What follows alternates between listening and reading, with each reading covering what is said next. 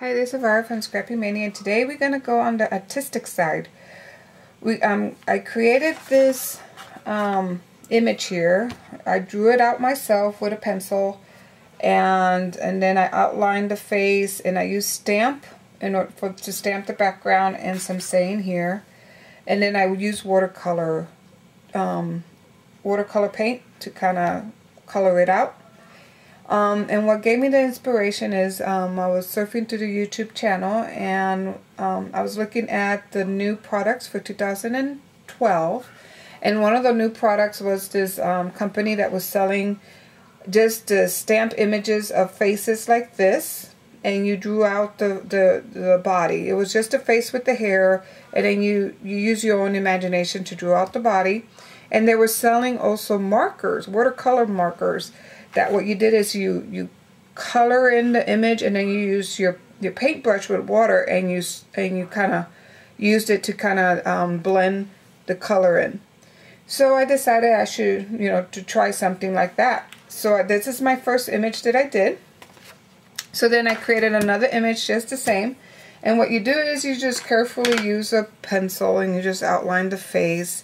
And then once you're happy with what you have, you just take your marker, a waterproof marker, and you outlined the image.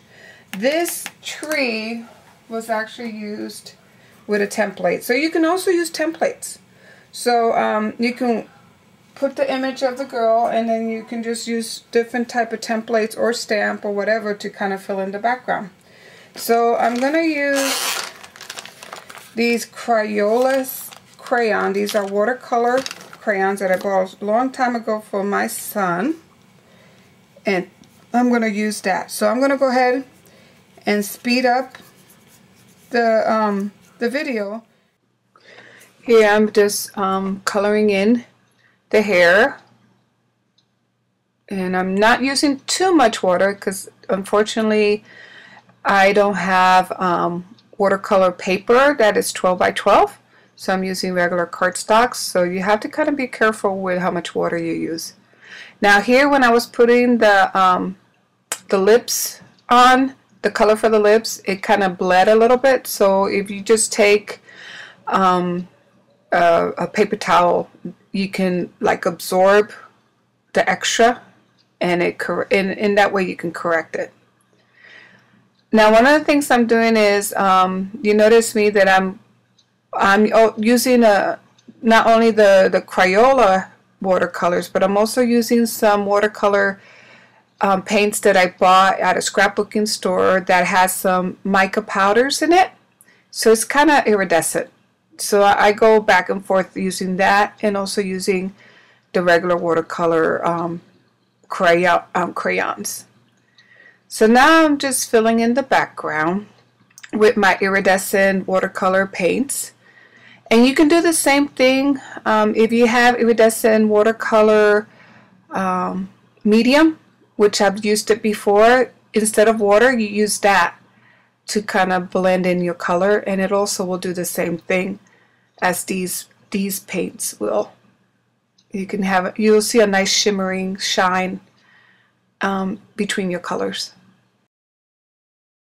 I finished painting my design, and I colored it out. Now I'm ready to attach it to my page. I'm going to be using a wet glue to attach it to the page, so that way it will lay flat.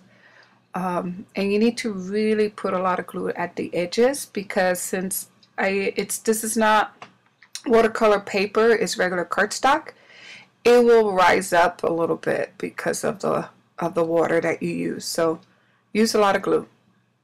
And then these leaves, I made it out of tissue paper that I colored and dried, and then I just shaped it. I used a template to make the shape, and I cut it out. And I like using tissue paper because it's kind of delicate looking and it's transparent, and I just like using it. Also, all these butterflies. Now the butterfly and the bird there, I also made it out of tissue paper that I painted and dried. And then those flowers are made with the Martha Stewart punch, the hydrangea. And now I'm going to be placing my pictures and the rest of my embellishments onto my page.